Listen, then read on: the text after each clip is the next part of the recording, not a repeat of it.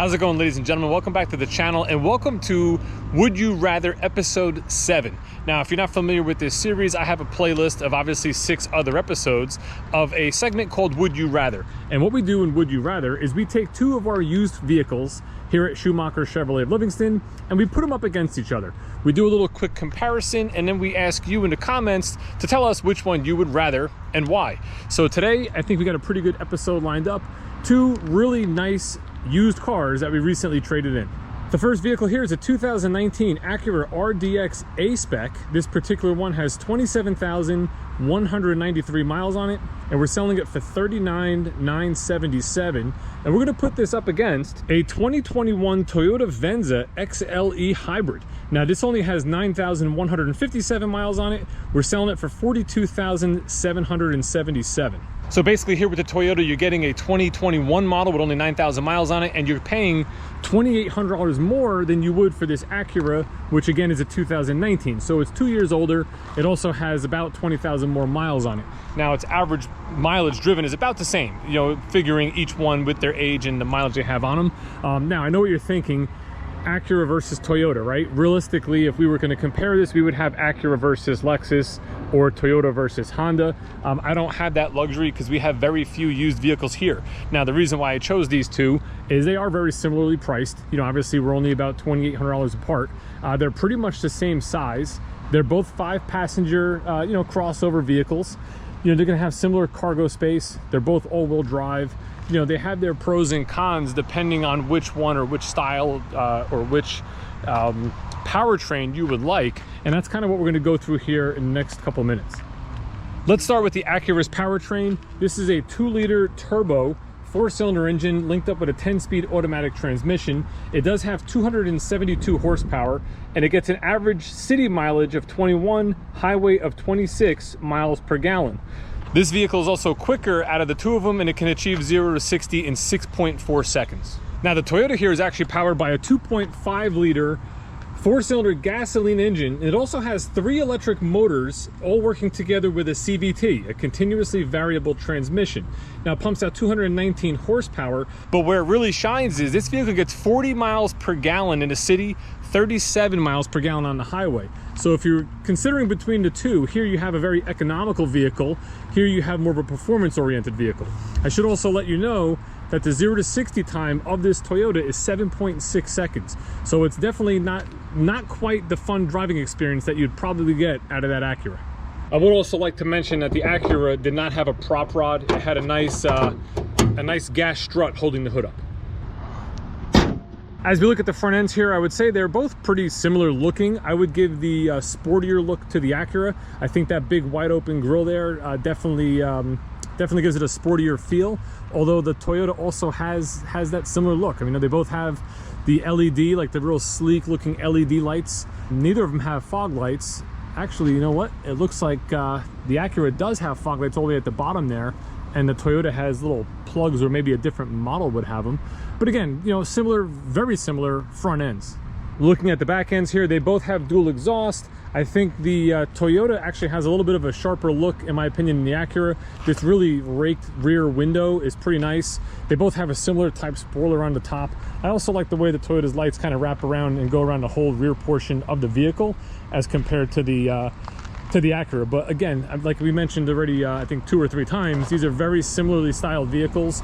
You know, they're both 5 passengers. They're both all-wheel drive. They're both going to have a power rear door in the back. So let's open these up and check out, see what kind of cargo space we have, you know, which is going to be, again, similar in both. Obviously, in both vehicles, you can fold seats flat, so you'll have more cargo space. If we look underneath here, you'll notice that there's some extra storage. Little compartments in the Acura. It looks like the Acura does not have a spare tire. It has a tire inflator kit. Now, when we come over here to the Toyota, again, similar type space, seats that can be folded flat. And when we open this up and look underneath here, you'll notice that you do have a spare tire and all your jack and tools. So one little difference here between the 2. As far as cargo space, I think, I don't know the actual dimensions, obviously the measurements of which one is bigger, but again, very, very close race as far as cargo space. They're pretty much identical. Looking at the rear seat in the Acura, you know, nothing special here. Typical bench seat. It does have air vents in the back. It also has USB ports for your rear passengers. And, you know, you're not going to see anything really too much different in the Toyota Venza. Same setup, you know, standard bench seat, a couple of air vents, a couple of USB ports. So pretty much the same. I will say that the Toyota has a full leather interior, whereas the Acura has a leather and sort of a suede pattern to it. So you do have a little bit more as far as piping and stitching. Again, a suede panel on the middle of the seat. You know, it's pretty actually busy design. I don't know if it's really something I would prefer. I think if I went into the Toyota here and just had your typical leather, perforated leather interior with some accent stitching, I think actually this looks nicer in my opinion. But we'll get to the interiors in a second. One last look sort of on the outside of these vehicles. You'll look at the Acura, you do have a darker wheel, which obviously people like. It's like a gunmetal gray. It does have 20-inch wheels.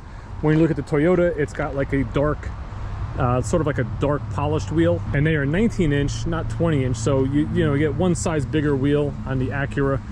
I tell you, actually, the wheels on the Toyota look bigger than a 19-inch. I had to check it out because actually, at first glance, I thought they were 20s as well. So I don't know which you prefer so far. Again, on the outside, everything's very similar. I mean, there's not too much different other than just the styling of each particular brand. We talked about the performance differences. Obviously, the Acura is more performance oriented. The hybrid is obviously more fuel economy oriented. But let's check out the insides and take a look there. We're going to start again with the Acura. Sitting in the Acura, the seat is very comfortable. It's got all different kinds of power features, obviously, so you can tilt and move and do all sorts of different things. It is a comfortable seat. It does have ventilated seats and heated seats for both driver and passenger, which is definitely a nice to have. It's a nice feature. It even has an automatic mode. When it's in auto, I'm assuming when it's hot, it turns on by itself. When it's cold, it'll turn on the heated seat by itself. Everything's laid out pretty easy. You know, windows, locks, mirrors, all that sort of stuff. You have a memory seat. You have a nice steering wheel here. It looks nice. I mean, it's a sporty looking interior. Even your gauge cluster with the red gauges, the red needles, you know, looks real good. They even have a little turbo gauge there that if I can zoom in, I'll give it a little rev. You can see you got a little turbo gauge, which is definitely a cool little plus. You know, nice to have in a sense. Here you have your shifter in the center, very easy to use. You know, you have drive right here. You have your reverse, neutral, park. And then you also have your dynamic modes where you can change whether you want to be in Sport Plus, Sport, Comfort, or Snow. Now I assume that's different parameters for traction assist and steering feel and all that sort of stuff. Radio system, nice size screen. It's really far away. It is not a touch screen. And that's my biggest thing in this vehicle that I do not like, is that you have to use this little like mouse pad type thing to make any changes. So I'm gonna hit the home button. It'll bring up a screen, and as you see, I can move around and click on whatever I want using this mouse trackpad and thus pressing. So it's just like you would have on an Apple computer where you get that trackpad. This is very sensitive. I mean, just moving any little bit really changes how this moves, and I can't imagine driving down the highway and trying to focus in and change a certain station or something on that screen with this trackpad. So for this, I have to ask anybody out there driving an Acura, is this good in a real world situation? Like, is it something you absolutely get used to? Again, I'm used to Chevy vehicles. Chevy vehicles have touchscreens. I am dripping with sweat in here. Chevy vehicles have touchscreen radios and all. They're very easy to navigate. This is like a foreign thing to me, and quite honestly, I don't think it belongs in a car. But again, Acura drivers that use that, tell me, what are your thoughts? Is it something that you actually like? Is it something you get used to? Other than that, everything's laid out pretty nicely as far as climate control, which I would love to have on right now. I have the climate off, and that's why I'm dripping with sweat, because I don't want the noise to kind of come through the camera. I do have the AC blasting in the Toyota, so when we get over there, we'll be nice and cool. I like it. I mean, I think it looks really nice. I haven't driven it. Right now, the only thing that I'm disliking about this vehicle is this little trackpad or mouse pad, in the sense, to control the radio features. Oh, the other I gotta take a second to cool myself off. It's like 100 degrees out here today, and I'm sitting in a hot car without the air conditioning on making a video. One big thing I forgot to mention, this Acura does have a sunroof, a panoramic sunroof. When we get into Toyota, you're not going to see a sunroof in that particular model. Also, there's a nice little door here that kind of covers your cup holders. Nice spot for your phone, USB charger, and then this armrest does go forward and back, which is nice. So depending on where you adjust your seat, your armrest is there comfortable for you. Other than that, I think we're good looking at the Acura. Let's hop into Toyota and see what we think. Okay, sitting in the Toyota, the seat is comfortable. I feel like the Acura supported you a little bit better. I feel like I have a little bit more side-to-side movement in this one. Now, that could be because this is actually a full leather seat, whereas the Acura had that suede insert. So maybe that suede insert actually helps keep you in place a little bit better.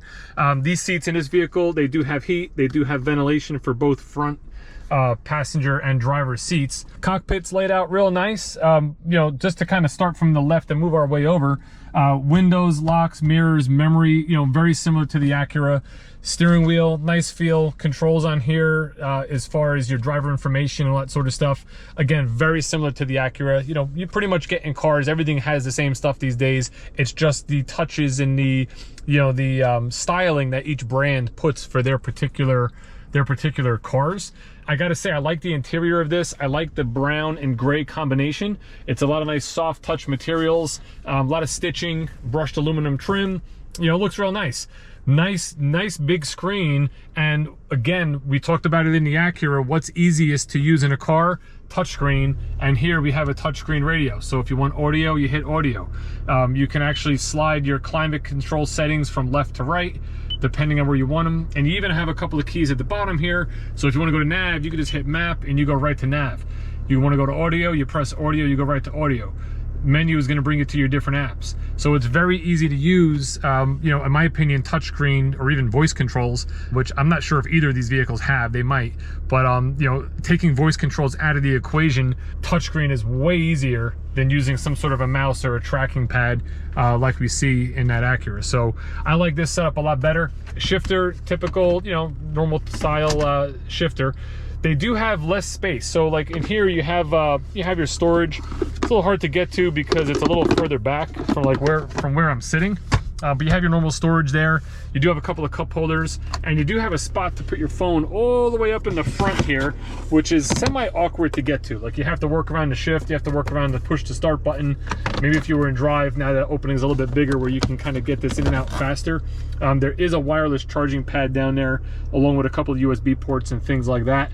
So, you know, it's kind of hidden, it's away, but I guess, you know, it would do the job. In my opinion, the Acura setup in the center console here was a little nicer, you know, just as far as utility purposes. Like I mentioned in the Acura, there is no sunroof in this particular model. So when you're deciding which one you would rather, you know, take that into consideration. You know, do you want something with a sunroof or without? Both very nice vehicles, and I'm curious to see what you guys say in the comments. So now what I need you to do is I need you to pretend that you need a vehicle. You're in desperate need of a vehicle. You need it now. You need it today. And these are the last two cars available for purchase in the United States of America. So of these two vehicles, with everything you've heard so far, which would you rather and why? Let us know in the comments.